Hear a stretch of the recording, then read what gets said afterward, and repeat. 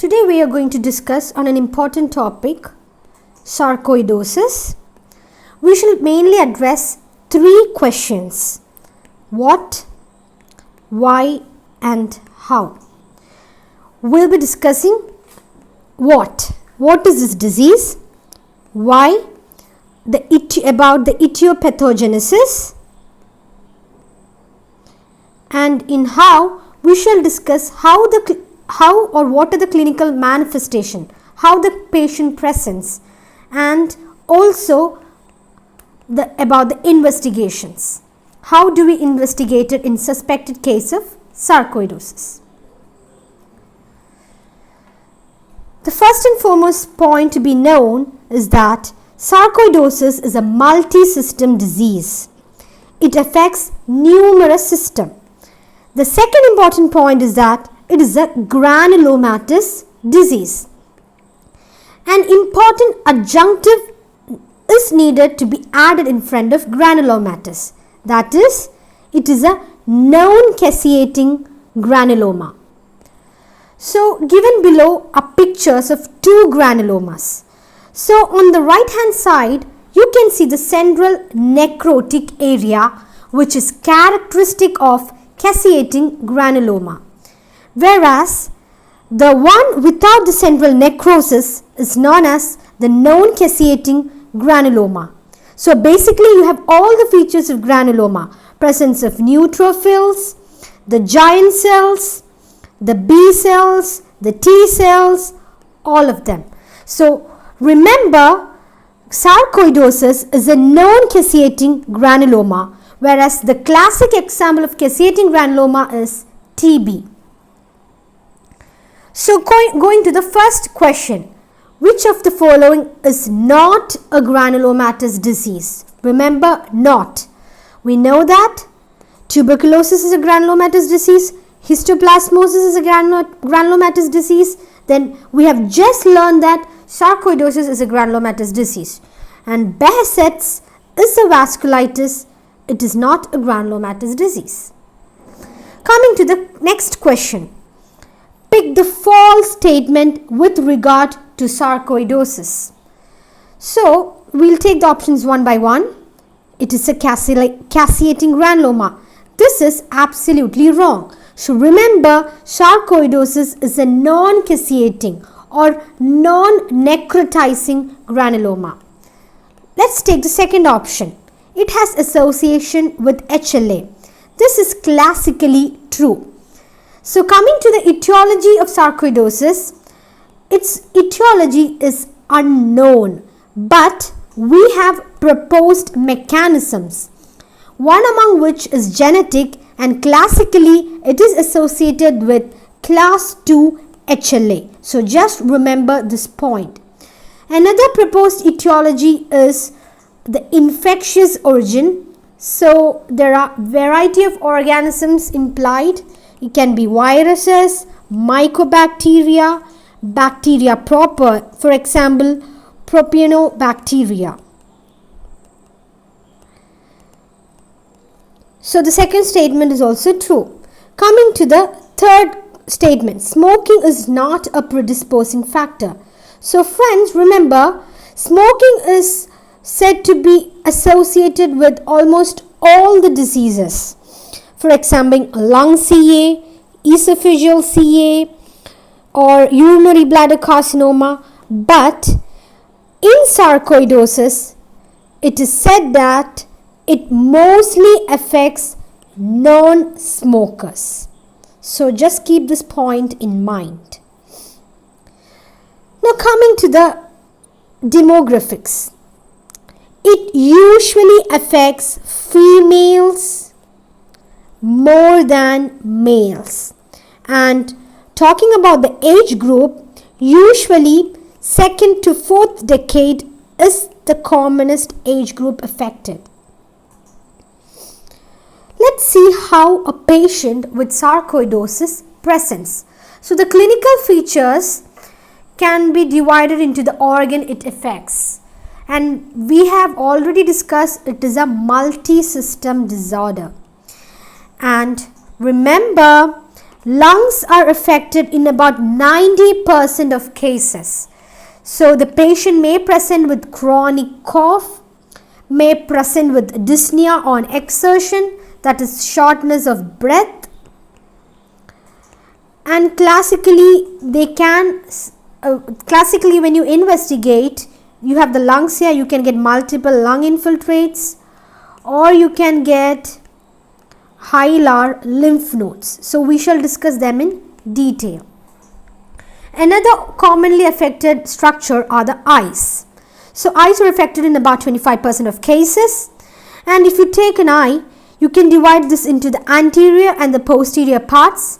So sarcoidosis affects both anterior as well as the posterior segments of the eye. So it can be in the form of inflammation of iris and ciliary bodies, that is the uveitis. So it can be iritis, or it can be iridocyclitis. Coming to the posterior segment, it can affect the choroid. So choroiditis is a common presentation, or it can affect the optic nerve. So you can get optic neuritis. Yet another important structure affected are the skin. So skin is also affected in about 25% of cases, and the most common manifestation is known as erythema nodosum.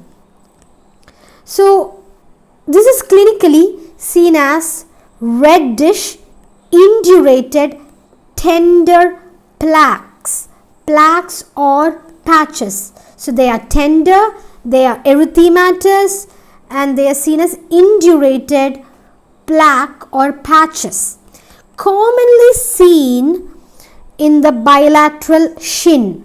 So you have got the knee here, you got the leg here, so it affects the anterior aspect of the leg.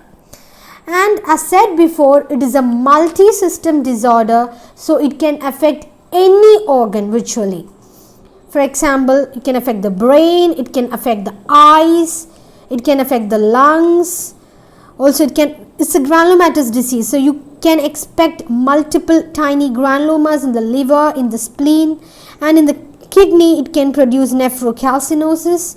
So the manifestations are varied. Now at this juncture, we shall discuss about the basic pathology of this disease. So that will help us in that will help us in assessing the investigations, or that will help us in forming the basis of various investigating modalities.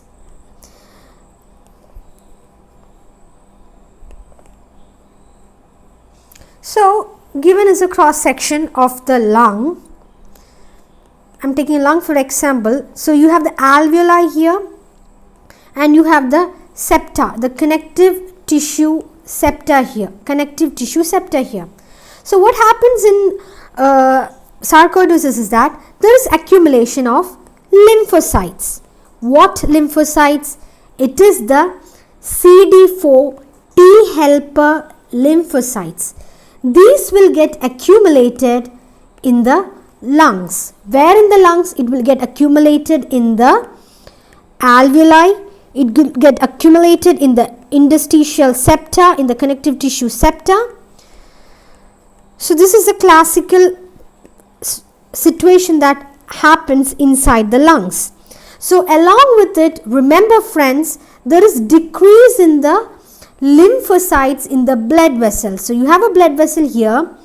So in the blood vessels, the number of lymphocytes decreases. So classically, there will be accompanying lymphopenia in the blood picture. That is, if you were to draw the blood and assess the WBCs. So pathologically, I have already said you expect non-caseating or non-necrotizing granulomas. At this juncture, you have to go back and revise the pathology, the two classical structures that you expect in sarcoidosis. One is the Schumann bodies. What is Schumann bodies? So given here is a representative histopathological stained image where you can see this dark structure. These are referred to as the Schumann bodies. So they are the laminated concretions or laminated structures of calcium and protein. So Schumann bodies are laminated structures of calcium and protein. And yet another important structure is the asteroid bodies. So as you can see, this is a giant cell. Okay, histopathological section showing giant cell. There are multiple nuclei here. And what do you see here? This is a structure resembling a star. So this is an asteroid body. This is also classically seen in sarcoidosis. So keep in mind these two structures. Now we have to also be familiar with two syndromes classically seen in sarcoidosis. So the presentation of sarcoidosis can range from acute to chronic, and one of the acute manifestation is known as the Lofgren's syndrome. So what is Lofgren's syndrome? So look at the picture given above. So it is a triad of fever. You can see fever, hilar lymphadenopathy. So this is a chest radiograph showing enlarged lymph nodes. So there is bilateral hilar lymphadenopathy. And what is this picture? This is a picture of the shin of a patient with erythema nodosum. So this triad of fever, bilateral hilar lymphadenopathy and erythema nodosum is known as the Lofgren's syndrome. So you may see this triad typically with or without peripheral arthritis as well as uveitis. So this may be asked as a question like Lofgren's syndrome is associated with. So you have to pick sarcoidosis as answer, or it may be asked as what are the components of Lofgren's syndrome. So keep the syndrome in mind.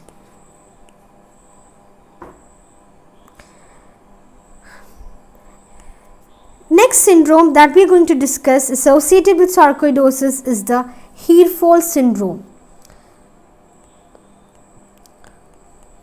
Hereford syndrome, also known as uveo-parotid syndrome. So that makes this syndrome easy to remember because it has got two of the components in its name itself. That is uveo. Uveo means uveitis. So there will be uveitis. Then parotid, that is the enlargement of bilateral parotid lymph nodes, parotid glands. So classically in Hereford syndrome, you have bilateral enlarged parotid glands in a patient associated with uveitis and also the facial nerve palsy. So there will be deviation of angle of mouth with element type of facial palsy. Also you may get a component of fever. So keep these two syndromes in mind. They may be asked as it is associated with sarcoidosis, or each of the components may be given as an option to pick up. Now coming to the briefly a word about complication. Remember, in 90% of cases it affects lungs. So we have to remember the major complication associated with lung manifestation. So already described, you have got parenchymal infiltrates in the manifestation of sarcoidosis. So we all know by dictum any parenchymal disease can ultimately lead to pulmonary hypertension, which in turn can lead to cor pulmonale or right heart disease associated with lung disease. So these are the two important complications. Also keep in note that the pulmonary infiltrates in sarcoidosis can range from simple opacities or consolidations, or rarely it can cavitate. And by dictum it goes that any cavitating lesions in lung can be occupied by fungal bole or also known as mycetoma or also known as aspergilloma. So these are the three major complications that you have to keep in mind associated with sarcoidosis. Now coming to investigation. So patient comes to you or to a clinician in OPD with symptoms of chronic respiratory problems like chronic cough, dyspnea on exertion. So what are the two investigations that you immediately ask for? One, you will check the lab parameters, that is the blood test, and secondly you also request for a chest radiograph. So we shall see them one by one. So before going to the investigation, I'll give you a question that you can think, and by the end of discussing the investigation you can come to a conclusion. Staging of pulmonary sarcoidosis is done by, the options are MRI chest, plain CT chest, contrast CT chest, chest radiograph. Keep this question in mind. We shall discuss the investigation and come back to the answer later. First, about the blood investigation. So, to analyze the blood investigation, keep in mind the etiopathogenesis. So, we have discussed what happens in sarcoidosis. There is accumulation of lymphocytes. Where do they accumulate? They accumulate in the alveoli. They accumulate in the septa, connective tissue septa. Also basically we know what else. When the lymphocytes accumulate in the lung, there is simultaneous reduction of the lymphocytes in the peripheral blood. So the first manifestation or one of the manifestation when you check the blood test would be lymphopenia. Secondly, we have discussed that it is a non-caseating granuloma, right?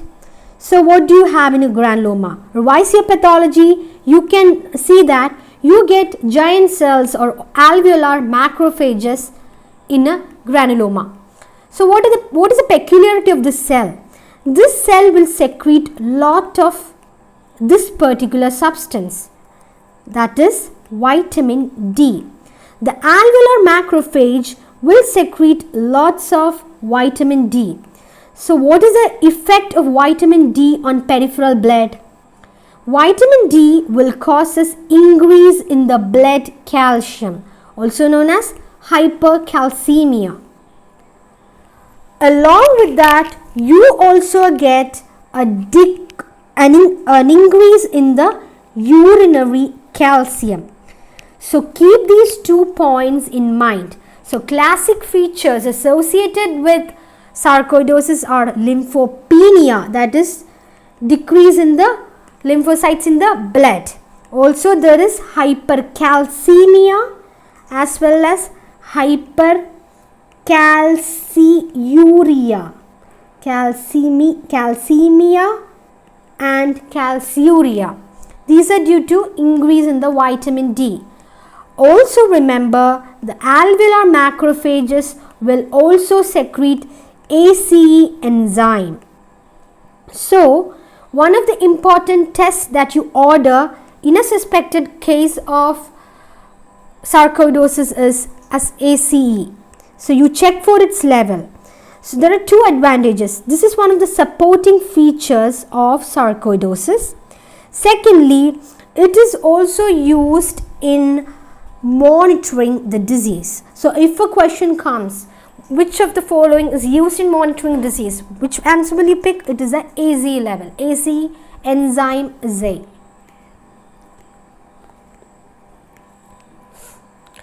So we have checked the labs. Then I've said about chest radiograph. So we shall discuss chest radiograph towards the end. We'll just take a quick look at other investigations available. It's a respiratory problem predominantly. So a pulmonologist may naturally go for pulmonary function test. So if you were to order for pulmonary function test, what do you expect? You expect a restrictive pattern of lung dysfunction. Remember, restrictive pattern in sarcoidosis. Another investigation would be bronchoalveolar lavage. That it is a non-invasive way of assessing the contents in the sputum. As already mentioned, we have the alveoli filled with lymphocytes. Which lymphocytes? Predominantly the CD4 T helper lymphocytes. So once you go for bronchoalveolar lavage, you expect an increased ratio of CD4 to CD8 T cells. This is a classical feature seen in sarcoidosis. Yet another investigation modality is bronchoscopy. So, bronchoscopy, you can look at the mucosa and the characteristic finding is cobblestone mucosa. But you won't just stop with that. When you go for bronchoscopy, what happens? You're navigating through the airways. So once you're navigating through the airways, once when you encounter some lymph nodes, what do? You take its biopsy. Here comes the role of histopathology. What do you expect? You expect non-caseating granuloma. Now coming to the radiological investigation. You should be aware of the two important investigations that you asked for. One is the chest radiograph and the second one is CT. To be specific, the HRCT. MRI do not have a role in diagnosis of sarcoidosis. In chest radiograph, if someone asks you what are the manifestation that you expect in sarcoidosis, the first answer should be bilateral hilar lymphadenopathy. So, you have a chest radiograph. What do you see? These are the lung fields, these dense rounded structure at the hilum. You all know that this is the region of hilum. These are the hilar lymph nodes. Bilateral, almost symmetrical hilar lymphadenopathy. If you get in a patient, you have to suspect sarcoidosis. So this is one of the feature. Then what is the next finding that you expect in sarcoidosis? These are the pulmonary infiltrates. That is the lung field opacities. You compare the two radiographs. Where do you see? Here almost the lung fields are homogeneous, dark. Here the lung fields appear white. So there is some infiltrates here. Now comes the role of chest radiograph in staging. So whenever sarcoidosis comes to your mind, first thing that has to come to your mind is bilateral hilar lymphadenopathy. Next thing that has to come to mind is staging of the disease in sarcoidosis is by chest radiograph. So by chest radiograph, you have got 4 stages. These are very simple. You need not by heart it, but let's just have a quick go through it. Stage 1 means nothing but bilateral hilar lymphadenopathy. That is, you have got dense rounded structures in the hilum. Stage 2, what do you observe? You can see dense hilar lymphadenopathy. You have dense structures in the hilum. Along with that, you have haziness in the parenchyma. So you have bilateral hilar lymphadenopathy plus you have pulmonary infiltrates. Coming to stage 3, what do you observe? You have got infiltrate, you have got lung infiltrates. But is there hilar lymphadenopathy? No, there is no hilar lymphadenopathy. So 3 is purely pulmonary infiltrates. Coming to stage 4, this is a chronic stage of pulmonary fibrosis. So you need not worry about the stages. Just remember there are 4 stages and just remember that the manifestation vary from bilateral hilar lymphadenopathy to pulmonary infiltrates to fibrosis and a combination of these. So this is a table taken from Davidson which illustrate all the 4 stages which we have already discussed. So we go back to the question that I previously asked. The staging of pulmonary sarcoidosis is by, the right answer is chest radiograph. So do not get confused by these 2 options regarding the CT chest. One you have the plain chest, the other one you have contrast chest. These are just to misguide you. Coming to the next question. So I think we can all take this question now because we have already discussed. The radiological feature of sarcoidosis is, we'll go to the options one by one. hilar lymphadenopathy? Yes, that is seen. We have seen. That is a case of stage 1 sarcoidosis. Coming to second option, hilar lymphadenopathy with parenchymal changes. Yes, that is a classic case of stage 2 sarcoidosis. Now question 3, no hilar lymphadenopathy with parenchymal changes. Yes, that is too seen in sarcoidosis. This is a classic case of stage 3 sarcoidosis. Now option D, all of the above. So our answer will definitely be all of the above. Now I'll bring you yet another clinical question. Let's read the question together. You have a 30-year-old female. Okay, it's a 30-year-old female presenting to the OPD with what complaints? Progressive cough and breathlessness of 2 months duration. So you have got respiratory symptoms of chronic nature. It's of 2 months duration. Now the clinician is examining her.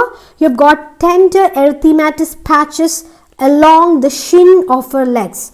Now you should have a image in your mind. You have got patches in the shin of the leg. Okay, you have that image in your mind. Now seeing this, correlating with the clinical history, you have got the clinician is requesting for chest radiograph. So the question would be, what are the parameters you expect in the lab test results? You have been provided with the chest radiograph here. So what do you see in the chest radiograph? You have got bilateral hilar lymphadenopathy. Now summing it up, you have a female patient with bilateral hilar lymphadenopathy and erythematous patches. By this time you have to summarize it and give to a conclusion of erythema nodosum. So in this question the examiner is testing your ability to correlate multiple findings to arrive at the diagnosis and also checking the level of your knowledge regarding the investigation. So by this point you should have a diagnosis of sarcoidosis in your mind. Now looking at the options, you can see that it's all about the lab parameters that they have asked. So remember friends, we have already discussed sarcoidosis is classically associated. In sarcoidosis we get hypercalcemia along with hypercalciuria. We have already discussed why so. So pick those two options and you can select option D.